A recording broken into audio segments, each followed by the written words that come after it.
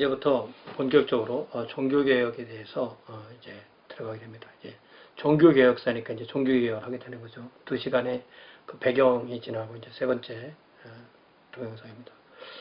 강의 노트는 40페이지. 자, 종교개혁 서론. 마르틴 루터를 위시하여 여러 종교개혁자가 로마 가톨릭 교회의 제도화된 질서에 반기를 든 운동을 뭐라고 부르느냐. 가장 많이 부르는 말이 바로 프로테스탄트 종교개혁, 개신교 종교개혁 이런 거죠. 보통 16세기 루터와 종교개혁자 운동은 프로테스탄트 종교개혁이라고 불릴 때 이 개혁이라는 용어는 훨씬 이전부터 사용되었다고 합니다. 12, 3세기의 몇몇 저자는 새로운 세대 혹은 성령의 세대, The Age of the Holy Spirit이 교회 내 발전될 것이라고 얘기를 했습니다. 이에 다른 저자는 이 세상을 개혁이라고 표현하게 됩니다. 이 용어에서 이 개혁이라는 뜻을 쓰면 결국은 현재의 제도화된 질서에 문제가 있으니 특별한 변화가 필요하다는 의미가 포함되게 되는 것입니다. 결국 로마 가톨릭 교회는 타락되었으니 개혁이 필요하다는 사상을 내포하게 되는 것입니다. 프로테스탄트, 이게 한국말로 개신교라고 번역했지만 이 문자를 그대로 번역한 건 아니죠. 문자적 번역은 아닙니다. 이 용어는 이 운동으로부터 직접 나온 용어였고 종교개혁이 한창 진행되던 1520년대 이 개혁운동은 루터의 주의하에서 독일 전역에 확산됩니다. 그랬을 때 독일 전역에서 일부는 루터를 따르고 일부는 루터를 따르지 않았는데 루터를 따르던 영주들이 1526년에 루터 교회라는 이름 하에서 그들의 신앙을 인정받게 됩니다. 1526년에. 그런데 3년 뒤인 제2차 스파이어 회의에서 독일 정부가 증대되는 로마 가톨릭 세력의 반발에 의해서 이 인준을 철회하게 됩니다. 그러자 루터교를 따르던 봉건 영주들이 이 항의서, 프로테스트라는 항의서를 제출해서 항의하게 됐고, 그래서 그 사람들은 그 항의서를 제출한 사람들이다, 항의하는 사람들이다 라는 말로 프로테스탄트라고 불리게 되었습니다. 그래서 루터교를 따르는 봉건 영주와 또 제후를 가리키던 이 용어가 결국은 모든 개신교 종교개혁 운동에 확산되었다. 그러니까 이 프로테스탄트라는 말 자체는 1529년, 3년 뒤니까요. 29년에 나온 말인데 이 말을 1517년까지 소급해서 적용하게 되는 거죠. 어떤 운동이 일어나면 그 운동을 가리키는 말이 그 후에 생기고 그 말이 앞에까지 적용되게 되는 거죠. 뭐 사람도 태어났는데 아직 이름을 안 졌다. 이름을 일주일에 졌다. 그러면 이름이 없을 때는 그 사람을 뭐라고 부를 거냐.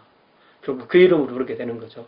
이런 식으로 이름이 지어지는데 이 이름도 역시 본인들이 지은 이름이 아니라 다른 사람들이 그들에게 지어준 이름이죠. 역사에 보면은 보통 이 반대자들이 부른 이름이 많이 이름으로 정착되는 경우가 많습니다. 그러니까 이 프로테스탄트는요, 근본적으로 그 안에 이 항의하고 불평을 말하고 잘못됐다고 말하고 개혁하자고 말하고 고치자고 하는 그 DNA가 있는 거예요. 그러다 보니까 잘못됐으면 또 나가고 하다 보니까 계속 많은 가지가 그 안에 생기게 되는 거죠. 반면에 많은 로마 가톨릭 저자는 이 프로테스탄트 반동이다 이런 말을 주로 쓰게 됩니다. 반동이야 이렇게 주류를 따라오지 않는 사람은 반동이라고 부르잖아요. 이 용어는 진정한 기관을 대항해서 일부 집단이 반항했다는 의미가 포함됩니다. 또 다른 용어로 쓸 때는 프로테스탄트 혁명 이런 말도 씁니다. 이거는 일반 역사가들이 이런 쓸 때 산업혁명, 프랑스 대혁명, 또 우리가 미국 독립이라고 쓰는 말을 원래 영어에서는 아메리칸 리볼루션이라고 보통 이렇게 쓰잖아요. 그래서 그런 혁명이라는 개념으로 쓸 때 프로테스탄트 혁명 이렇게 쓰게 됩니다. 이 세 가지 용어가 가장 다양하게 쓰이지만 그 중에서 가장 많이 쓰이는 것은 프로테스탄트 종교개혁이다. 이렇게 쓴다는 거죠. 이 교회 역사 안에서도요, 뭐 개혁이라는 것이 16세기에 있었던 것이 아니잖아요. 그랬을 때 일반 교회 역사에서 있는 개혁은 그냥 소문자로 써서 그 소문자 R로 시작해서 리포메이션 또 내지는 종교개혁으로 쓰지만 그것을 이렇게 두 단어로 띄어서 또 종교개혁 내지는 교회개혁 이런 식으로 쓰게 됩니다. 그러나 16세기 유럽의 그리스도교회 개혁, 특별히 로마 가톨릭 교회로부터 개신교회가 탄생한 종교개혁은 대문자로 써서 리포메이션, 대문자 R로 시작해서 리포메이션, 그리고 단어 자체도 두 개를 더 전문 용어처럼 그렇게 붙여서 종교개혁 띄지 않고 이렇게 써요. 그래서 이런 한국어로도 이거를 띄었을 때와 붙였을 때 그런 뉘앙스가 다른 것을 우리가 좀 기억을 하면 좋겠습니다. 이런 거 좀 예민하죠. 이런 거 정리를 잘 안 해주는데 저는 이런 거에서 좀 예민한 편이에요. 자, 이 종교개혁에 대해서 보통 어떻게 로마 가톨릭이 생각해 왔냐면 아주 종교개혁이 16세기에 시작됐을 때 거의 그 20세기까지 로마 가톨릭 해석자들은 이 운동의 첫 번째 지도자였던 마르틴 루터를 뭐 무식하다, 뭐 장가가고 싶어서 뭐 환장해서 이 종교개혁을 한 거다, 뭐 세력을 잡으려고 현혹된 자다, 이런 표현을 했어요. 제가 예수님 처음 믿고 그 고등학생 때 그 친구하고 뭐 이제 로마 가톨릭 교회 되는 친구하고 이렇게 신앙에 대한 얘기를 하다 보니까 어떻게 하다 보니까 뭐 그때도 벌써 이 종교개혁 뭐 이런 얘기를 했어요. 그러면서 마르틴 루터 얘기를 하니까 그 친구가 지금 이제 LA에서 한의사 하는 친구인데 그 친구가 저한테 루터 그 사람 결혼하고 싶어가지고 신부님이었는데 이제 결혼하고 싶어서 교회에서 허락 안 해주니까 결혼하고 싶어서 종교개혁 한 사람이지 이렇게 얘기를 하는 거예요. 걔가 그 얘기를 어디서 했겠어요. 신부님이나 누구한테 배운 말이겠죠. 그러니까 그런 흐름이 거기까지 간 거예요. 그런데 벌써 일부 로마 가톨릭 개혁자는 1940년부터 시작해서 특별히 바티칸 공의회 1962년에서 65년 제가 1960년생이니까 제가 2살 때 있었던 이 바티칸 공의회가 바로 그때부터 이미 로마 가톨릭은 이제 마음을 많이 넓히고 타종교회도 문을 열었지만 이 개신교회도 문을 많이 열은 거죠. 그래서 종교개혁의 좋은 면을 보기 시작해서 이러한 경향은 오늘날까지 계속됩니다. 그러니까 로마 가톨릭 학자에서도 이 열린 사람이 있고 닫힌 사람이 있다는 거죠. 그래서 로마 가톨릭 교회 학자로부터 종교개혁자 작품도 인용되고 로마 가톨릭 교도나 개신교도나 최근에는 둘 다 이 운동이 이것이 좋다 또 이것이 나쁘다 이런 장단점을 다 보기 시작했다라고 이해를 하면 좋겠습니다. 자, 지금부터 얘기하는 거 이거 아주 중요한 겁니다. 종교개혁을 어떻게 갈래를 할 것이냐, 어떻게 구분하고 역사소수를 어떻게 할 거냐라고 할 때 저는 전통적으로 해왔던 방법보다는 이 조지 헌트스톤 윌리엄스 이분은 하버드의 교회사가였는데요. 1914년생이고 2000년에 돌아가셨습니다. 아주 최근 사람인 거죠. 그가 지은 저서인 The Radical Reformation. 이제 최종판이 1992년도 판인데 돌아가시기 8년 전에 이걸 낸 거죠. 참 대단한 학자입니다. 이 본인 자체는 유니테리언이에요. 그런데 학문적으로는 아주 대단한 분입니다. 자, 그런 종교개혁이라는 책을 내면서 로마 가톨릭 교회도 아니고 주류 개신교회도 아닌 모든 종교 혁신자의 집단을 통칭해서 그걸 다 하나로 몰아서 근원 종교개혁이라는 표현을 제안하고 이 주류 종교개혁을 관주도 종교개혁이라고 명명합니다. 그러니까 The Magisterial Reformation이라는 것은 근본적으로 이 세속 통치자가 종교개혁자를 밀어주는 그런 형태의 종교개혁. 대표적으로 루터, 츠빙글리, 칼뱅, 또 스코틀랜드, 또 영국의 종교개혁 이런 거 말하는 거죠. 윌리엄스는 이 저서를 통해서 근원 종교개혁에 대한 새로운 연구의 지평을 열게 됩니다. 그래서 16세기 종교개혁은 크게 프로테스트 종교개혁과 로마 가톨릭교회 종교개혁으로 구분되는데 또 프로테스탄트 종교개혁을 성격상 이 다음 갈래로 나누는데 이것이 바로 이 조지 헌트스톤 윌리엄스의 형태를 따르게 되는 겁니다. 자, 요거 하기 전에요. 이 각주를 한번 좀 보겠습니다. 각주 26에 보면 이 관주도 종교개혁자, 이게 이 윌리엄스의 구분에 따라서 관주도 종교개혁자, 루터, 츠빙글리, 칼뱅, 성공회, 또 저기도 넣어야 되겠죠. 그러니까 낙스, 네. 잔 낙스, 루터, 츠빙글리, 칼뱅, 낙스, 영국 성공회와 그런 종교개혁자 사이의 가장 큰 차이점은 교회와 국가의 문제, 교회와 국가의 관련, 그러니까 국가교회로 갈 거냐, 자유교회로 갈 거냐 이 문제와 또 가시적 교회와 비가시적 교회. 그러니까 가시적 교회는 오류가 들어올 수가 있다고 생각한 것이 관주도 종교개혁자고, 이 그런 종교개혁자는 가시적 교회가 순수함을 가져야만 한다. 이것이 중요한 주장이 됩니다. 이거 제가 쓴 각주를 한번 같이 보겠습니다. 관주도 종교개혁자는 한 국가 안에 하나의 통일된 신앙, 루터교면 루터교, 뭐 개혁교면 개혁교, 이렇게 하나의 통일된 신앙을 주장하며 국가교회 제도를 주장했습니다. 그래서 영적인 지도자와 정치 관료, 그러니까 정치 지도자죠. 뭐 왕이든 뭐 영주든 뭐 제후든 이런 정치 관료가 함께 힘을 합해서 하나의 종교 아래서 일치된 사회와 신정 정치를 꿈꿉니다. 그러니까 뭐 부인하는 분들도 있지만 칼뱅의 제네바, 츠빙글리의 취리 다 이게 신정 정치를 꿈꾸는 것이죠. 반대로 그런 종교 개혁자는 교회와 세속 정치를 근원적으로 분리할 것을 주장했고, 그래서 그들은 종교는 국가로부터 분리되어야 되고 종교와 양심에 있어서의 자유를 보장받기 위해서 투쟁합니다. 그래서 관주도 종교개혁자를 그 위로 올라가 보면 아우구스티누스 이래로 교회 안에는 가라지가 섞여 있을 수밖에 없고, 이러한 가시적 교회, 보이는 교회는 완벽할 수 없고 눈에 보이지 않는 우주적인 교회의 회원으로 구성되는 주님의 몸만이 완벽한 교회로 가능하다고 주장했습니다. 그래서 이러한 주장은 그 통치 영역 안에 태어나는 모든 사람이 유아세례를 받고 그 유아세례를 받을 때 교회에 등록하는 것이 출생신고하는 것이고, 통치 영역 내의 모든 국민은 국가교회의 교구민이 되어서 교구 목회자의 영적인 지도를 받으면서 수입의 11조를 국가에 내고 그 11조로 목회자의 급료를 주고 모든 국민은 최소한 명목상의 그리스도인이 되는 국가교회를 진행한, 교회를 최소한 1년에 한 번은 와야 된다. 이게 말이 되냐 이거죠.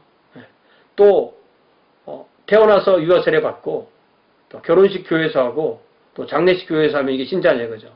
그렇게 돼도 한 명도 예 없이 이렇게 돼야 된다고 생각하는 것이 이런 관주도 종교개혁자, 국가교회가 추구하는, 상당히 그러니까 하향평준화 될 수밖에 없는 거죠. 그러나 그런 종교개혁자는 유아세례를 거부하고 신자의 베프티즘과 그 신자들로만 이루어진 거듭난 자의 교회, 신자의 교회, 국가의 공권력의 통제를 받지 않는 자유교회, 또 내지는 신자들의 교회, 신자의 교회를 주장합니다. 그래서 그런 종교개혁자는 눈에 보이는 교회, 가시적 교회의 구성원의 합이 곧 주님의 몸을 이루는 교회를 이루는 이 비가시적 교회랑 일치해야 된다. 이런 걸 주장함으로써 교회 안에 가라지가 들어올 수 있다는 아우구스티누스 이래의 교회론을 거부하게 되는 겁니다. 이렇게 볼 때 그런 종교개혁자의 교회론은 훨씬 더 성경적인 동시에 훨씬 더 이상적인 개념입니다. 자, 참고로 이 가라지의 비유를 말씀하신 주님은 가라지가 있는 밭이 이게 밭은 교회요 이렇게 하지 않으셨고 밭은 세상이라고 그렇게 해석을 해 주었습니다. 그랬을 때 이 관주도 종교개혁자는 이 교회는 가라지가 들어와서 안 된다. 그러나 그러니까 이 관주도 종교개혁자는 이 교회도 세상 안에 있고 교회와 세상을 구별할 수가 없다라고 얘기했지만 이 근원 종교개혁자는 그것은 철저하게 구분되어야 된다. 이렇게 생각하게 된 거죠. 자, 그래서 이렇게 서로 주장이 다르게 되면서 결국 관주도 종교개혁자의 종교적 이상을 펼치는 행정력이 미치는 영향 안에서 있는 근원 종교개혁자는 그들의 이상을 주장을 할 때 양자 사이는 피할 수 없는 충동이 일어날 수밖에 없게 됐던 것입니다. 결국 관주도 종교개혁자는 국가 권력의 무력을 사용할 수 있었기 때문에 관주도 종교개혁자가 일방적으로 근원 종교개혁자를 핍박하는 상황이 만들어지게 되었던 것입니다. 로마 가톨릭 교회에 의해서 핍박을 받았던 관주도 종교개혁자 자신들이 그런 종교개혁자를 핍박하게 되는 이러한 상황은 16세기라는 종교적 소용돌이 속에서 피할 수 없는 비극이었다. 앞으로 이것에 대해서 좀 자세하게 다룹니다. 그런 종교개혁이 오늘날 우리에게 중요한 것은 그들이 쟁취하기 위해서 싸운 국가와 종교의 분리, 신자의 베프티즘, 자유교회, 거듭난 신자들로 구성된 교회 등의 이상이 오늘날 거의 모든 교파들, 거의 모든 교파에 의해서 받아들여진다는 것이죠. 자유교회든 그런 종교개혁 소속 교회든 관주도 종교개혁 시대든 다 이것을 지킨다는 것입니다. 그런 종교개혁자가 무수한 순교자를 내면서 싸워 얻었던 그 주장과 이상이 그들을 핍박했던 관주도 종교개혁자의 교파에 속하는 교회에서 그대로 이루어지고 있다는 점이 역사의 아이러니입니다. 오늘날 관주도 종교개혁의 계열에 속하는 교파가 유아세례를 실행하고 반대로 그런 종교개혁 계열에 속하는 교파가 유아세례를 거부하는 것 외에는 양 진영의 교파의 차이가 별로 교리적 차이는 그렇게 많지 않은 것 같아요. 요즘 뭐 강단교환도 잘 이루어지고 하니까 그런 차이가 없는 거죠. 이렇게 볼 때 이 보수와 진보의 차이도 비슷해요. 진보는 개혁을 꿈꾸고 세력을 꿈꾸니까 이 얻어맞아 가면서 새로운 걸 찾아가죠. 보수는 그거 욕하면서 쳐다보고 있다가 이제 많이 얻어맞고 사상이 어느 정도 동요되면 따라가는 거죠. 그러니까 보수는 자신들은 뭐 보수라고 하지만 사실은 상당히 많은 경우는 늦게 쫓아가는 거, 속도가 늦은 것밖에 없어요. 그런 경우가 상당히 많습니다. 자, 요거 충분히 여러분들이 앞으로 공부하는데 중요한 지침이 되길 바라고요. 자, 다시 위로 올라가서 종교개혁 할례. 자, 16세기 종교개혁은 크게 프로테스탄트 종교개혁과 로마 가톨릭의 종교개혁으로 구분되고 다시 프로테스탄트 종교개혁을 성격상 나누어 볼 때 다음과 같이 나눌 수가 있다. 첫 번째, 관주도 종교개혁, Magisterial Reformation 내지는 고전 종교개혁, Classical Reformation 이렇게 쓸 때 주로 들어가는 것이 루터교회, 루터란 출치. 이것은 독일과 독일 북쪽으로 갑니다. 독일, 덴마크, 스칸디나비아, 뭐 노르웨이, 핀란드, 또 이런 나라죠. 노르웨이, 핀란드 또 하나 뭐죠? 갑자기 생각이 안 나네. 참 문제입니다. 자, 개혁교회는 치빙글리와 칼뱅, 스위스, 프랑스에 이제 위그노죠. 뭐 나중에 핍박을 받아서 없었지만 네덜란드 화란 개혁교회, 스코틀랜드의 잔 낙스의 그 장로교회, 그 다음에 성공회, 영국 국교회, 잉글랜드. 그리고 이것이 나중에 이제 미국으로 오게 되는 거죠. 미국에는 뭐 모든 게 다 오지만, 자, 그러면 관주도 종교개혁의 반대 개념이 이제 그런 종교개혁인데요. 그런 종교개혁으로 또다시 세 가지로 크게 분류가 되는데 이 세 가지 운동은 서로 연관이 있을 수도 있지만 서로 연관이 있다기보다는 이 세 가지 운동이 공통으로 근원이라는 특징과 성격을 가지고 있다는 점에서 함께 분류됩니다. 확 섞여 있었고 왔다 갔다 하기도 했지만 특징은 아주 막 끝장을 보겠다는 것이 특징입니다. 그런데 자기들이 원하는 그 근원이 뭐냐? 그 근원으로 끝까지 가보겠다는 거죠. 그러니까 근원이라는 게 뿌리 근자를 쓰잖아요. 그러니까 이게 막 끝까지 파보겠다는 거죠. 근원으로 복귀하고자 하는 목표가 서로 달랐기 때문에 이 세 가지 운동이 있었지만 이 세 가지 갈래를 근원이라는 하나의 성격으로 일반화하는 것은 신학과 역사 입장에서 용인될 수가 없습니다. 예를 들자면 성령주의자에 속하는 이 개혁자의 신뢰를 설명하는 게 그렇기 때문에 근원 종교개혁자에 속하는 사람은 다 그렇다. 이렇게 말하는 것은 학문적으로 용인이 안 되는 거죠. 또 복음 이성주의자에 속하는 한 개혁가의 신뢰를 설명함으로써 하고 근원 종교개혁자는 다 이렇다고 말하는 이러한 역사 기술은 학문에서 바른 태도가 아닙니다. 근데 누가 이렇게 글을 많이 쓰는지 아세요? 알리스터 맥그레스의 책을 보면 알리스터 맥그레스는 성공의 학자잖아요. 그러니까 이 조지 헌트스턴 윌리엄스의 이 근원 종교개혁을 인정하지 않는 거예요. 이 책을 모를 리는 없고요. 이 책을 그냥 무시하고 자기가 하고 싶은 말 한 예를 들어놓고 이러니까 이래. 이게 소위 그 유명한 그 성급한 일반화의 오류잖아요. 그래서 우리가 공부를 할 때 이런 갈래를 잘 알고 그 갈래 안에서만 얘기를 하고 이 갈래도 이 윌리엄스의 책을 보면 이 안에서도 또 계속 또 갈래를 나누어져요. 그런 것을 우리가 잘 보는 것이 중요합니다. 자, 세 가지 갈래는 재침례기도와 성령주의자와 복음 이성주의자 이렇게 나누면 됩니다. 아나베프티스트라고 말하는 이 사람들은 아나베프티스트라고도 번역을 하고 제세례파라고도 번역을 해요. 그런데 신기하게도요. 재침례기도라고 번역하는 사람, 이 사람은 되게 좋아하는 사람들이고요. 제세례파라고 하는 사람들은 주로 개혁주의에 속하는 사람들이 번역하는데 무조건 싫어합니다. 이게 굉장한 이념 같아요. 이게 별로 잘 안 변해 또. 공부를 해도 잘 안 변해. 이게 신기한 거죠. 이 사람들은 어떤 근원을 찾냐면 신약성경, 신약교회로 근원적으로 복귀학을 주장합니다. 그래서 사도의 순수성, 또 신약성의 권위, 또 원식교회 쪽으로 무조건 돌아가야 된다. 그러니까 최소한 초대교회서로 말하면 콘스탄티누스가 그리스도교를 인정하기 이전의 교회로 돌아가야 된다. 이렇게 얘기하는 거죠. 죽어도 글리 가야 된다는 거죠. 생명마저 글리 가는 겁니다. 자, 두 번째, 성령주의자는 이게 스피리추얼리스트인데 이것을 많은 분들이 신령주의자라고 번역을 하는데 신령주의자는 신령 그러면 이게 좀 자기의 영 같잖아요. 그러니까 원래 의미할 때 이 사람들의 주장은 성령이에요. 자기 안에 계신 성령이라는 이 권위에 복종해서 그걸 근원으로 삼고 복귀하자. 뭐 교회든 뭐 전통이든 그런 것보다는 내면의 성령의 체험이 중시하다.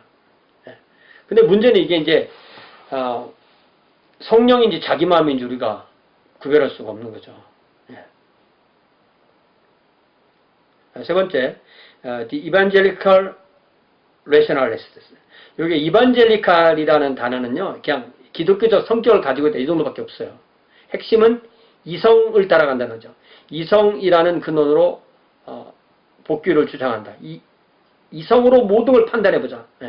그래서 이성이 권위의 근원이 되고 그러다 보니까 여기에 속한 분들은 삼일체 교리 거부하고 기독론 교리에 대해서 거의 거부하고 그러니까 이 아나베프티스트는 콘스탄티누스가 기독교를 인정하고 난 이후에 정립이 된 이 교회사에서 정립이 된 삼일체나 예수님의 양성론 이런 것은 다 받아들입니다. 거의. 그런데 이 복음 이성주의자들은 그것을 거부해요. 그래서 어떤 면에서 교회의 전통을 거부한다라고 말할 때는 이 아나베프티스트에 해당되는 것이 아니라 이 복음 이성주의자에 해당되는 거예요.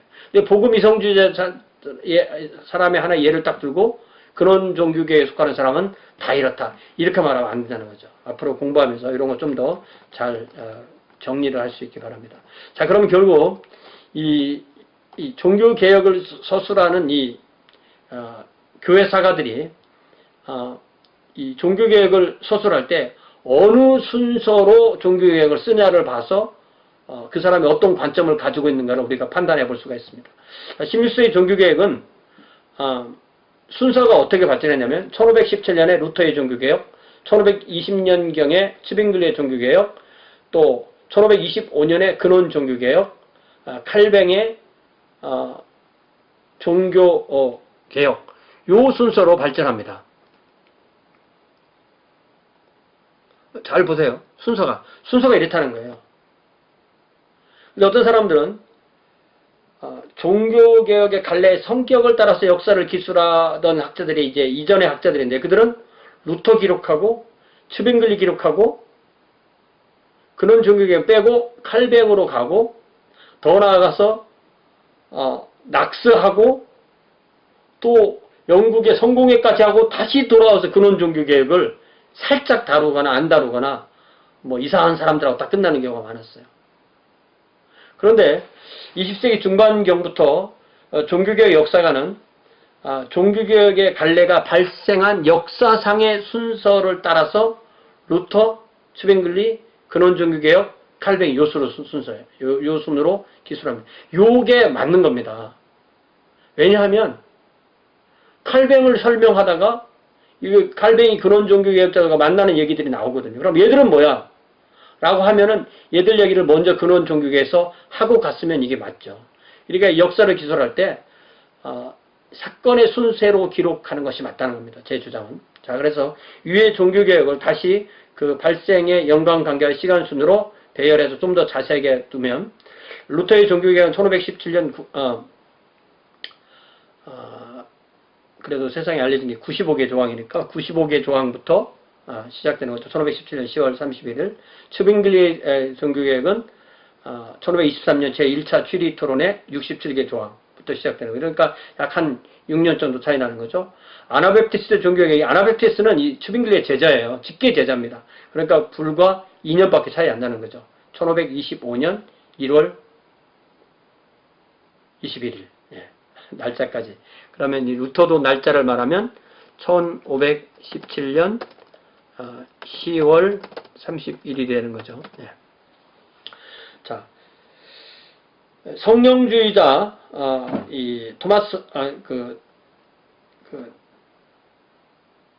토마스 민처 같은 이 성령주의자들의 종교개혁이 1525년 농민 반란으로 보니까 같은 시기죠. 또 역시 복음 이성주의자 슈뱅크펠트도 역시 1525년 예, 거의 같은 시대입니다.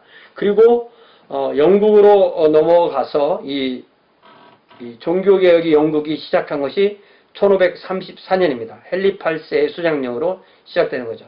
그러니까 헨리 8세는 사실은 뭐 로마 가톨릭과 거의 신앙이 같았으니까 그냥 교회만 자기의 그 권위 밑으로 내려놓은 것이고, 영국의 종교개혁이 이루어지는 것은 그 뒤에 에드워드 6세부터 이제 시작되는 거죠. 에드워드 6세 시작이 되고요. 자, 그리고 나서 이 칼뱅의 종교개혁이 시작되는 것이 그리스도 강요 초판으로부터 칼뱅의 종교개혁을 잡으면 칼뱅의 종교개혁은 1536년부터 되는 것입니다. 그래서 영국은 그 뒤에 에드워드 다음에 메리의 핍박을 받던 사람들이 칼뱅에게 와서 칼뱅이 1559년에 세운 제네바 아카데미에서 공부를 하고 돌아가서 엘리자베스 여왕 때 청교도가 되면서 이제 교회가 엘리자베스 여왕 다음에 킹 제임스 1세 1603년 이후로 이제 영국의 그 종교의 여러 가지 베리에이션이 나타나게 되는 겁니다. 그리고 루터 교회가 법적으로 확산을 인정하게 된 것이 1555년이고, 자, 그리고부터 100년경 후에 웨스트팔렌 평화조약에 의해서 이제 장로교회도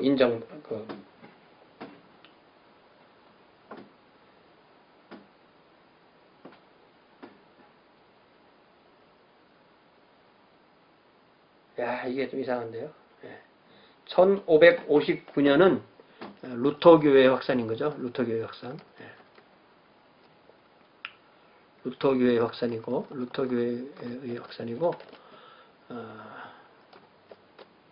그 다음에 개혁교회가 법적으로 인정받게 되는 것은, 개혁교회의 확산은 법적으로 인정받게 된 것이 1648년 베스트 발렌 조약에 의해서 인정을 받게 되는 거죠. 예.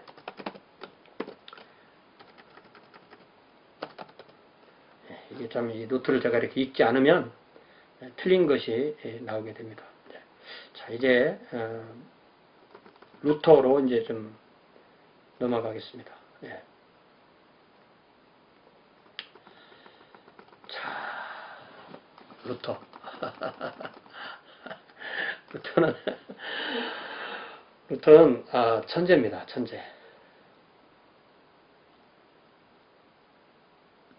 교회사에 천재들이 있거든요. 천재가 있는데 저는 교회사의 천재를 크게 두 가지로 나눕니다. 하나는 컨티뉴이티 천재, 또 하나는 디스컨티뉴이티 천재. 컨티뉴이티 천재는 종합의 천재예요. 디스컨티뉴이티 천재는 새로운 것을 시작하는 물줄기를 돌리는 천재입니다. 자, 종합의 천재는 예를 들자면 아우구스티누스, 초대교회의 모든 신학을 종합하고 초대교회를 마침표를 찍고 중세교회로 넘어가는 아우구스티누스. 또 토마스 아퀴나스, 중세의 모든 신학을 완성한 토마스 아퀴나스죠. 신학대전으로. 또 칼뱅은 20대 후반에 이 기독교 강요를 씀으로써 당대의 모든 신학을 정리한, 개혁주의라는 이름하에 정리한 그러한 사람이 바로 칼뱅이 종합의 천재라고 할 수가 있죠. 자, 그러면 제가 볼 때 이 디스컨티니티의 천재는 누구냐? 루터 같은 사람이죠. 한 사람의 몸으로 중세교회를 바꿔놓은 거죠. 중세교회를 바꿔놓고 개신교가 탄생하게 한 이 디스컨티니티 천재죠. 또 근대로 와서 키에르케고르, 또 키에르케고르의 영향을 받은 칼바르트, 네. 자유주의 신학에서 다시 정통주의로 이동하는 그런 신학을 한 사람이 바로 칼바르트입니다. 이렇게 볼 때 정말 천재가 많은 이런 교회사에서 천재 중에 천재는 바로 디스컨티니티의 천재다라는 것을 알 수가 있습니다. 자, 지금부터 루터와 루터교회. 루터는 1483년에 태어나서 1546년 8을 반으로 나누면서 하고 3을 둘로 더하면은 6이죠. 안 외워지니까 그냥 저는 8346 이렇게 외웁니다. 8346. 네. 칼뱅은 0964 이렇게 외우는 거죠. 뭐 여러분 외우라는 게 아니라 어떻게 하다 보면 이렇게 외워지면 그것이 많은 도움이 되는 겁니다. 8346. 이게 연대를 뭐 다 외울 필요는 없지만 중요한 것이 외워지면 굉장한 도움을 받습니다. 자, 루터와 루터교회. 마르틴 루터, 또 루터란 철치. 예. 자, 마르틴 루터의 이 초기 생애, 대학생이 전까지의 생애, 1483년부터 1501년까지의 생애를 보면, 마르틴 루터는 1483년 11월 10일에 독일의 sak소니, 내지는 이 작센 주의 아이슬레벤이라는 곳에서 출생합니다. 부모는 그 농부 출신이었지만 여러 마을을 전전하다가 루터가 태어난 지 1년 후인 1484년에 만스펠트로 이주하게 되는데 거기서 구리 광산업에 진출하게 되고 아주 성공해서 부자가 됩니다. 그들은 이 장남이었던 이 마르틴 루터에게 큰 기대를 걸고 나중에 마르틴 루터가 법관이 되어서 부유한 여자랑 결혼하고 자신들의 그 노년기에 잘 봉양할 것을 기대를 합니다.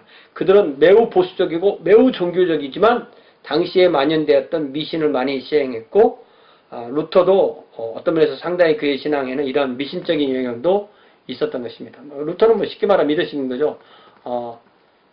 기도할 때 이 낙엽이 바람에서 낙엽이 바스락거린다, 뭐 쥐나 이런 게 지나서 바스락거리면 그것을 즉각 마귀가 나를 방해하는구나, 뭐 이렇게 생각하는, 이런 것이 미신적이라고 할 수도 있고요, 아니면 뭐 좋게 생각할 수도 있죠.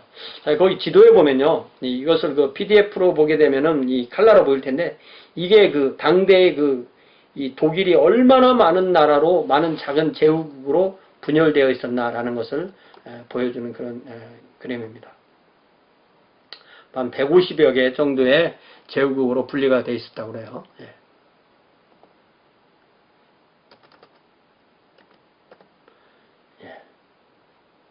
자, 루터가 이제는 그 일반 대학에서 공부하는 내용에 대해서 두 번째로 정리합니다. 1501년부터 5년까지 루터는 이 공부를 잘하는 그런 학생이었고요. 17살에 그 에르푸르트 대학에 들어가게 됩니다. 에르푸르트 대학은 지금까지 있는 대학이고요. 1389년에 세워진 학교입니다. 이듬해인 1502년에 학사를 졸업하고 3년 뒤인 1505년에 철학 석사 학위를 받습니다. 루터는 그 학급에서 학생이 17명 있었는데 그 중에 2등 정도 할 정도로 우수한 학생이었다. 1등은 아니지만 우수한 거죠. 일부 저자는 루터가 아주 둔한 학생으로 악평하지만 전혀 그렇지 않습니다. 루터가 에르푸르트 대학에서 공부할 때는 그 학교가 이 비아 모데르나의 학풍이 완전히 지배하던 그런 학교였고, 에르푸르트 대학의 교수는 율리아나 모콘과 가브리엘 비엘의 세상을 따르던 제자들이었어요. 그렇기 때문에 이 학부 시절과 석사 시절에 이 루터의 머릿속에는 오콘과 비엘이 꽉 차 있었던 거예요. 그러니까 그 가르치는 대로 그대로 하는 거죠. 사람이 자기 교수를 뛰어넘는다는 것은 이게 쉬운 것이 아닙니다. 그런데 그 교수를 뛰어넘는 사람이 훌륭한 사람인 거죠. 교수를 밟고 교수의 어깨에 올라가서 그를 뛰어넘는 사람들이 바로 훌륭한 사람들이 되는 겁니다. 여러분이 뭐 저를 뛰어넘었다고 해서 뭐 훌륭한 사람이 된다 그런 의미는 아닙니다. 오해하지 마시고, 뛰어넘으면 좋죠. 좋지만 제가 그 정도로 그런 건 아니니까 오해하지 마시고. 자, 석사 과정을 졸업하고 그 다음에 어떤 일이 있었냐면 아우구스티누스가 수도사가 돼요. 그래서 세 번째로 아우구스티누스 수도승 루터가 종교성이 어떻게 발전하는지를 1505년부터 18년까지 일단 외형적인 위주로 보고요. 다시 이것을 또다시 이 사람이 어떻게 이 시기에 이신득이의 그 신학을 그 교리를 확립하게 되는가의 관점으로 다시 봐야 됩니다. 자, 석사 과정을 졸업한 루터는 법관이 되기를 바라는 부모의 소원을 따라서 에르프루트 대학의 법과대학원에 입학합니다. 부모님이 원하시니까. 근데 이게 만약에 3월 달에 입학했다면 뭐 1월 달에 입학하든지 뭐 1월 달에 입학했다면 5월경에 들어가서 불과 몇 달이 안 되는 사이에 분명히 알 수 없는 이유로 법률가가 되기를 부모의 소원을 거부하고 법과대학원을 포기하고 에르푸르트에 있는 아우구스티누스 수도원에 그냥 들어가요. 책 다 팔고 친구들하고 이별자치 딱 하고 딱 들어갑니다. 아버지가 얼마나 기절하겠어요. 왜 그럼 그런 일이 있었느냐. 이 전기를 읽어보면 어떤 저자는 루터가 한 친구와 여행을 하다가 갑작스러운 낙뢰를 맞게 됐고 그 일로 자기 친구가 죽었다. 그래서 그 일로 쇼크를 받았다. 하고 또 다른 저자는 똑같이 번개가 치는 폭풍 속에서 너무 겁에 질려서 이 사람이 성 애나요. 애나는 예수님의 어머니인 마리아의 어머니. 예. 예, 아까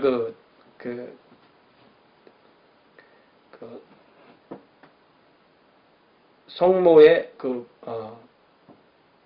무흠잉태설. 예. 고교 설명할 때 나온 마리아의 어머니 애나죠. 이 애나가 바로 독일 광부의 수호성자였다. 이렇게 되어 있습니다. 그러니까 이게 아버지가 광부니까 어릴 때부터 아버지가 그 애나를 부르는 것, 아버지 엄마가 애나를 부르는 걸 알고 그렇게 컸으니까 자기도 그렇게 기도를 한 거죠. 그렇게 서원한 거죠. 그러면서 성 애나여 나를 도우소서, 성 안나여 나를 도우소서, 내가 수도승이 되겠나이다. Help Saint Anna, I will become a monk. 이렇게 했다는 거죠.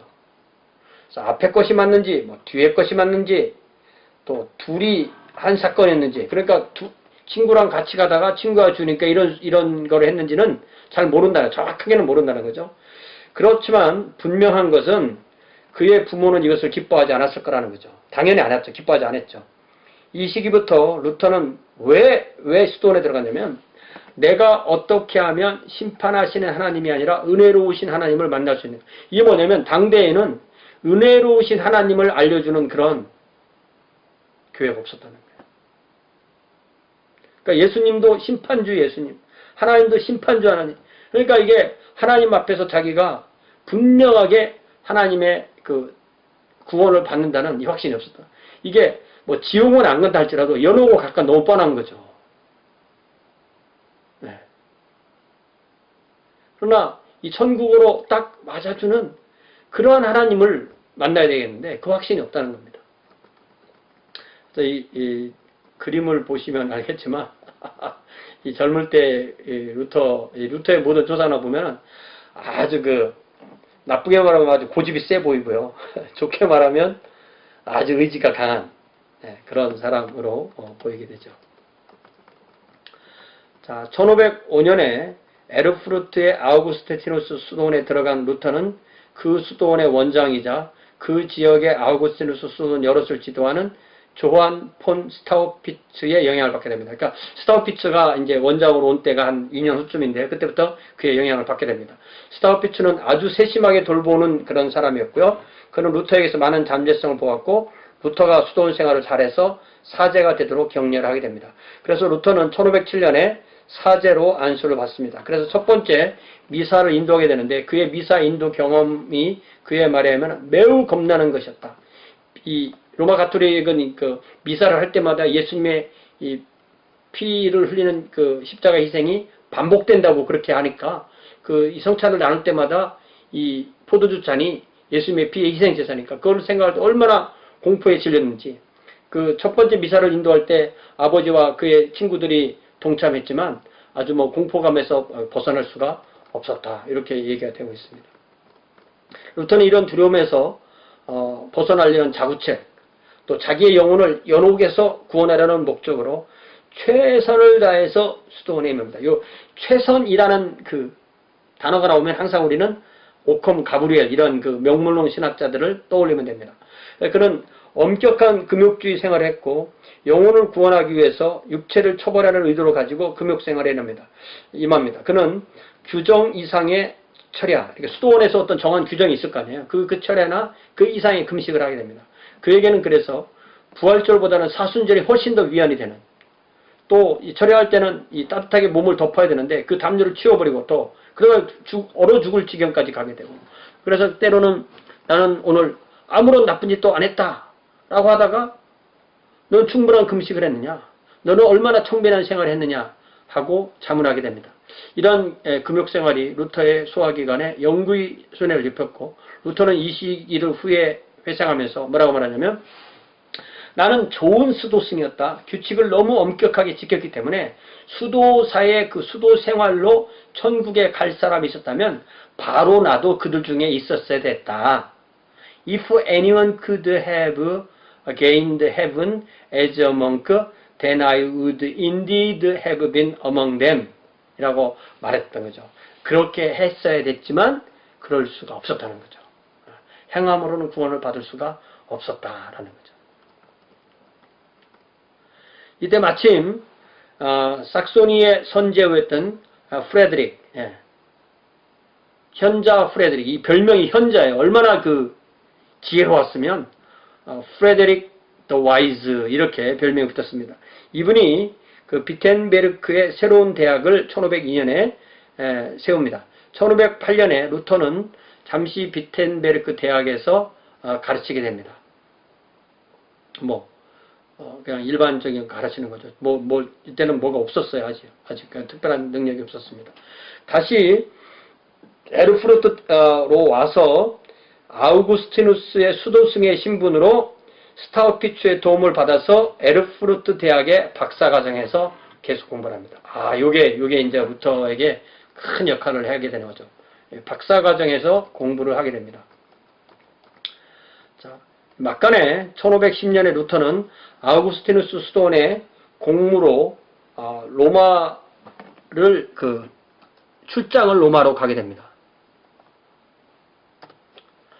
그러니까 이게 촌놈이 이제 로마 한번 가본 거죠. 로마로 갈 때 얼마나 큰 기대를 했는지, 로마에 가면 자기가 구원의 확신을 얻고 영혼의 평안을 얻고 이 고통에서 해방되리라. 그렇게 해서 로마를 갔는데 로마에 갈 때 루터의 괴로운 심경에 평화를 주지 못했다는 거죠. 도시에 간 시골 사람처럼 루터는 로마에서 많은 걸 봤지만 그 본 모든 것이 다 이 불경건이었다는 거죠. 그래서 특별히 로마의 그 라테란 성당, 바티칸 성당은 이제 떨어져 있는 라테란 성당에 29개의 계단으로 이루어진 빌라도의 계단과 같은 유적지를 많이 방문했는데, 이 계단은 예수께서 그 빌라도에게 신문을 받으셨을 때 섰던 계단을 뜯어다 여기다 놓은 거다 이렇게 알려진 계단인데, 이 계단을 무릎으로 기어 오르면 조상의 영혼이 연옥에서 해방된다는 이야기가 있었다는 거죠. 유명한 이야기입니다, 이게. 루터는 자기의 부모가 아직 살아 있으니까 그건 유감이지만 자기의 할아버지가 희니인데 희니의 영혼을 해방시키기로 작정하고 이걸 계단을 기어 오릅니다. 이게 뭐 하는 겁니까? 그러니까 이게 뭐 빌라도의 계단인지 아닌지, 빌라도의 계단이 아닐 가능성이 99.999%죠. 어쨌든 루터는 이 계단을 다 기어 오르고 난 이후에 실제로 그런 일이 있을 것이라고 어떻게 알 수 있는가? 이게 루터의 훌륭한 점이죠. 하라는 대로 해보는 거예요. 근데 하고 나서 확신이 없는 거죠. 그러니까 끝까지 파고드는 그런 이 기질이 루터에게 있는 겁니다. 다시 루터는 1511년에 비텐베르크로 와서 대학에서 가르칩니다. 그리고 1512년에는 에르푸르트 대학에서 신학 박사 학위를 취득합니다. 그래서 신학을 가르칠 수 있는 자격을 부여받습니다. 신학을 가르친다는 것은 중세 스콜라 신학자였던 피터 롬바르두스의 명제집에 주석을 붙여가면서 가르칠 수 있는 자격을 가졌다라는 것입니다. 그러니까 이 피터 로마로두스의 명제적을 가르쳐야 되는데 루터는 그거를 한 게 아니라 성경을 가르쳐야 되겠다. 그래서 스타우피츠가 이 비텐베르크 대학의 성서 교수였는데 스타우피츠가 루터에게 그 자리를 줘요. 그래서 스타우피츠를 대신해서 성경을 가르칩니다. 그래서 루터가 성경을 가르치려니까 성경을 파고들게 됐는데 그래서 스타우피츠의 영향이 지대했던 것입니다. 그래서 1513년부터 15년까지 시편, 또 16년까지 로마서, 17년까지 갈라디아서, 그리고 18년까지 히브리서를 가르칩니다. 그런데 잘 보면 이때가 루터의 신학에 엄청난 변화가 일어나 1517년이 종교개혁이 시작되는 거잖아요. 요거를 볼 때 루터의 종교개혁은 그가 이렇게 성경을 가르치는 과정에서 자연스럽게 발생한 것이라고 볼 수가 있습니다. 이 성경을 가르치면서 그의 신학이 비아 모데르나 가브리엘 신학에서 아우구스트의 신학으로 변하면서 바울에게까지 간 이 변화가 루터의 속에서는 천지개벽하는 그런 신학이 그러한 그 변화가 있게 된 거죠.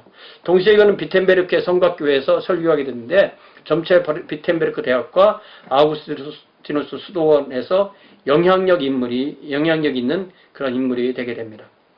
그는 죽는 순간까지도 이 비텐베르크 대학의 성경 교수직을 유지했고, 그는 늘 스스로 부를 때 성경 박사다. 이 말씀을 가르친다는 것에서 굉장한 자부심을 가지고 이 성경을 가르쳤어요. 이것이 참 중요합니다. 여러분, 우리가 신학을 공부하면서 결국은 어디로 가야 될까요? 결국은 성경으로 가야 되는 거죠. 그러기 위해서 우리가 히브리어, 헬라어 그 어려운 것도 공부하게 되는데 그렇게 함으로써 하나님의 말씀을 본인이 직접 읽고 해석할 수 있는 그 능력으로 가게 되는 겁니다. 자, 지금부터가 이제 루터가 다시 그 같은 기간 동안에 1505년부터 1518년까지 어떻게 이 이신득의 교리를 발견하게 되는가, 요 문제를 좀 제가 시간 있는 대로 조금 하고 그 다음에 또 연결해서 하도록 하겠습니다. 자, 루터는 그의 영적인 순례 여정을 에르푸르트 대학의 학부와 석사 과정을 공부하는 1501년부터 1505년까지 비아 모데르나의 그것을 충실하게 따르는 것으로 시작합니다. 그런 자신이 최선을 다하면, 비엘의 말대로 최선을 다하면 하나님의 은총을 주시지 않을 수가 없다. 비엘 등 유명론 학자들이 가르친 대로 한다면 루터는 자신의 영혼의 구원을 위해서 최선을 다한 것이었고, 그래서 그는 마땅히 하나님께 구원을 요구할 권리가 있었다고 생각했어야 하는데 그 확신이 없었던 거예요. 친구가 죽는 걸 보고 예를 들자면 친구가 죽는 걸 보고 이게 내가 죽으면 어떻게 될까? 이 생각을 하게 된 거죠. 내가 죽으면 연옥으로 갈까? 하늘로 갈까? 심각한 거라. 루터에게 심각했던 거죠. 그래서 그는 아우구스티누스 수도원에 들어갑니다. 가보니까 자신이 없는 거예요. 이 비아 모데르의 신학을 끝까지 따라가 봐도 확신이 안 생기는 거죠. 그는 자신이 아무리 최선을 다해도 하나님의 은혜를 받을 수 없다고 생각합니다. 루터는 자신의 경우를 매우 심각하게 생각합니다. 여러분 잘 보시면 보세요. 루터가 이때 무슨 살인을 한 것도 아니고 간음을 한 것도 아니고 아우구스티누스처럼 남봉꾼으로 살은 것도 아니에요. 루터가 말하는 모든 죄는 마음의 죄입니다. 마음의 죄. 요거를 잘 보셔야 돼요. 남들이 볼 때는 가장 깨끗하게 사는 사람인데 자기는 하나님 앞에 가장 죄인이라고 생각했다는 거죠. 루터는 자신을 가장 심한 죄인으로 여겼습니다. 하나님의 최소한의 요구 조건을 이루기 위해서 그는 일생을 다 투자한다고 해도 절대로 이루지 못할 것을 알고 좌절한 것입니다. 자신의 맥시멈이 하나님의 미니멈에 절대로 이르지 못한다는 걸 알았어요. 그래서 루터는 내가 어떻게 하면 은혜로우신 하나님을 만날 수 있는가에 씨름하게 됩니다. 그리고 이처럼 루터의 신학은 본인의 신학이에요. 본인의 영혼이 어떻게 구원을 받을 수 있는가 하는 본인의 문제를 파고드는 거예요. 그러니까 이게 파워가 있는 거죠. 이처럼 루터는 자신의 구원의 문제로 괴로워하는 겁니다. 특별히 이 하나님의 의라는 단어만 나오면 막 기함을 하는 거예요. 뒤로 넘어가는 겁니다. The righteousness of God. 그래서 로마서 1장 17절에 복음에는 하나님의 의가 나타났다. 이 단어만 딱 나오면 아무것도 안 보이고 이 단어만 딱 보이는 거예요. 그래서 믿음으로 믿음에 이르게 하나니 오직 의인은 믿음으로 말미암아 살리라. 근데 이 뒷부분은 보이질 않는 겁니다. For therein is the righteousness of God revealed from face to face, as it is written, the just shall live by faith. 이 귀절에 등장하는 이 하나님의 의라는 이 단어를 읽을 때마다 그는 하나님이 죄인에게 의인이 되기를 요구하시는 의 이렇게 이해를 하는 거예요. 그렇게 이해하도록 훈련을 받아왔기 때문에 그렇습니다. 그리고 그 의를 자신의 고행, 자신의 선행으로 이루기 위해서 모든 열심과 노력을 바칩니다. 그러나 그가 노력을 하면 할수록 하나님의 의는 그를 벌 주시는 의요 그가 이루지 못할 의가 됩니다. 그래서 그는 그 단어를 철저하게 증오하게 됩니다. 자, 보세요. 이게 왜 이런 고리에 빠지게 되냐면 하나님께 더 가까이 가면 갈수록 밝으신 하나님께 가까이 갈수록 자기의 죄가 더 드러나는 거예요. 또 자기가 뭔가 잘한 게 있으면 잘한 것 자체가 공로가 되니까 그 공로 자체가 교만이 되는 겁니다. 그러니까 잘한 것 때문에 또 죄악을 또 느끼게 되는 거예요. 해결책이 없는 겁니다. 이 행함으로서의 구원은 반드시 교만해질 수밖에 없다는 거죠. 이게 많은 사람에게 가능하지도 않거니와 가능할 거라고 생각하고 좀 더 하나님께 가면 이제 내가 했으니까 됐습니다라고 할 때 이미 자기가 교만한 걸 발견하게 되는 거죠. 이게 불가능하다고 되는 겁니다. 이때 그 루터의 성향을 잘 묘사하는 단어의 하나가 이 티모지 조지가 이제 쓴 책에서 제가 인용한 건데요. 암펙퉁 이라는 단어입니다. 독일어 단어인데요. 이 단어는 여러 가지 의미가 있는데요. 불안, 유혹, 공포, 절망, 운명, 공격 등의 의미를 가진다고 합니다. 루터는 은혜로운 하나님을 발견하려는 그의 고통스러운 자신을 위한 실존적 투쟁 속에서 그의 양심을 괴롭혔던 무시무시한 이런 영적인 갈등을 묘사하기 위해서 이 단어를 종종 사용합니다. 이러한 루터의 경험은 그의 삶의 전체를 통해서 전생애 동안 반복되는 체험했는데, 그러니까 루터는 어떤 면에서 이 키르케고르처럼 이 우울증 비슷한 신경증 같은 게 있었던 거죠. 이런 것이 그를 신학자로 만드는 겁니다. 루터는 이렇게 고백합니다. 나는 단번에 나의 신학을 배우지 않았다. 나의 불안, 암페크퉁겐, 불안이 한계가 아니라는 거죠. 여러 가지의 불안이 나를 사로잡은 곳에서 그것에 대한 깊은 탐구를 계속해야만 했다. 이해, 독서, 혹은 사색이 아니라 삶, 아니 오히려 죽음과 정죄받은 것이 나를 신학자로 만들었다. 이렇게 고백했어요. 그러니까 이 지옥, 죄, 벌 이런 것이 없으면 신학이 이루어지지 않는 거예요. 지옥이 없다고 말하는 사람은 신학을 할 수가 없는 겁니다. 죽음의 공포, 죄의 공포, 심판의 공포가 없는 사람에게는 신학이 될 수가 없는 거죠. 루터에게 있어서 은혜로운 하나님을 만나는 것은 책상 위에서의 신학이 아니라 그의 전 존재를 불도고 있던 실존적인 그런 문제, 실존의 문제였던 것입니다. 이게 이 적절을 안 붙이려니까 말이 참 잘 연결이 안 되는 경우나 너무나 많습니다. 자, 루터는 죄책감으로 불안할 때마다 그의 그 상급자, 그 원장인 스타우피츠에게 찾아가 고해합니다. 그가 너무나 자주 고해를 했기 때문에 스타우피츠는 죄를 모아서 가지고 와라. 어떤 사람은 1년에 한 번 고해하는데 너는 왜 이렇게 자주 고해하냐. 심지어 너네 어머니를 죽이고 와라. 뭐 성모 마리아를 범하고 와라. 이런 식의 말을 합니다. 그러니까 스타우피츠의 영적인 민감함보다 이 루터의 영적인 민감함이 훨씬 더 컸었던 거죠. 이때 이제 스타우피츠는 루터에게 그리스도의 상처를 바라보도록 이렇게 인도합니다.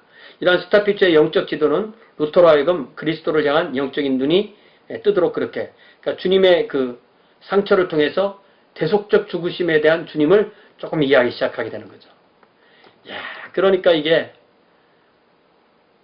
루터는 이래서 루터가 되는데 우리는 주님의 그 대속적 십자가에 너무 쉽게 가다 보니까 그 은혜가 쉬운 은혜가 돼버려요. 이게 우리의 또 아이러니죠. 점차 루터는 아우구스티누스를 연구해서 아우구스티누스의 그 신학의 영향을 받게 됩니다. 특별히 루터는 아우구스티누스의 저작 중에서 아우구스티누스가 펠라기우스를 논박하는 내용을 탐독하게 됩니다. 자, 여기 각주 30일 요거 좀 설명하면 이제 요 1시간에 끝나게 될 것 같으네요. 아우구스티누스는 펠라기우스에 대항해서 성경이 얘기하는 은총론, 구원론을 정립하게 됩니다.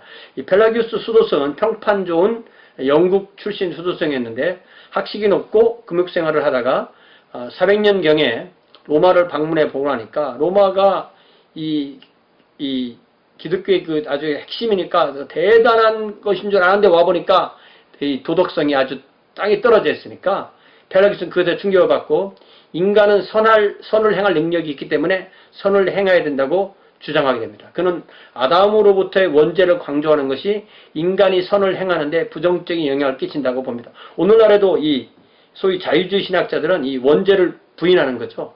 원죄를 부인하면서 아담이 죄를 지은 것처럼 모든 태어나는 사람은 죄를 지을 가능성이 있다. 이렇게 말하면 이 펠라기우스와 같은 거예요. 이 원죄라는 단어를 쓰지만 펠라기우스의 용법대로 쓰면은 사실 원죄를 부인하는 것과 마찬가지입니다. 그래서 펠라기우스는 아담으로부터 원죄를 부인합니다. 그는 아담은 단지 나쁜 모범을 제공한 것뿐이다. 이런 의미로 원죄를 쓰는 사람들이 있어요.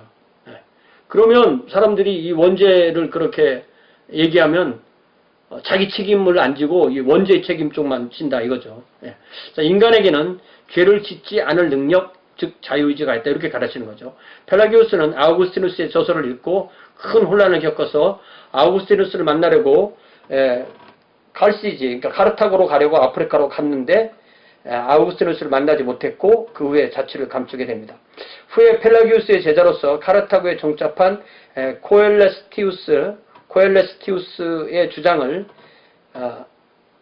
펠라기우스의 제자인데 펠라기우스의 이제 영향을 받았을 거니까 그의 주장을 밀라노의 한 부제였던 파울리누스가 6가지로 정리해서 이 펠라기우스를 고발한 거죠. 그러니까 이게 한 달에 한 달에 거쳤지만 그래도 펠라기우스의 가르침을 오늘날까지 잘 정리한 대표적인 거기 때문에 요거를 잘 보면 되겠습니다. 자, 시간이 한 1분 남았는데요. 자, 아담은 죽을 운명으로 지어졌으며 죄를 범하든지 범하지 않았든지 죽었을 것이다. 아담의 죄는 그 자신에게만 해롭게 끼쳤지 인류에게는 해롭게 끼친 것이 아니다. 새로이 태어난 어린아이는 아담이 타락하기 이전의 상태와 동일하다. 아담의 죽음과 범죄에 의하여 전 인류가 죽은 것도 아니고 또 그리스도의 부활로 인해서 모든 인류가 살아나는 것도 아니다. 복음뿐만 아니라 율법도 하늘나라로 인도한다. 주님이 오시기 전에도 죄 없는 인간이 있었다. 죄 없는 인간이 있었다.